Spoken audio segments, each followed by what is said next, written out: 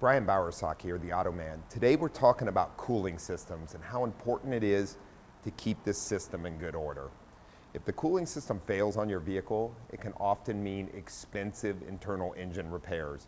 Overheating can cause head gasket failures, meltdowns of the engine internally, piston damage, etc. So what we want to do is keep the cooling system in good working order and prevent you from having to spend a lot of money on those internal engine repairs or end up with a vehicle that's not worth repairing. The coolant in a cooling system does a couple things. Number one, it removes the heat from the engine, exchanges it through the radiator and out. By not replacing the coolant in the cooling system, you can end up with all kind of corrosive problems and failures. As you can see here on this radiator, the radiator starts to leak and corrode, or by not replacing the coolant, you often get a radiator, as you can see here, all the fins are plugged up.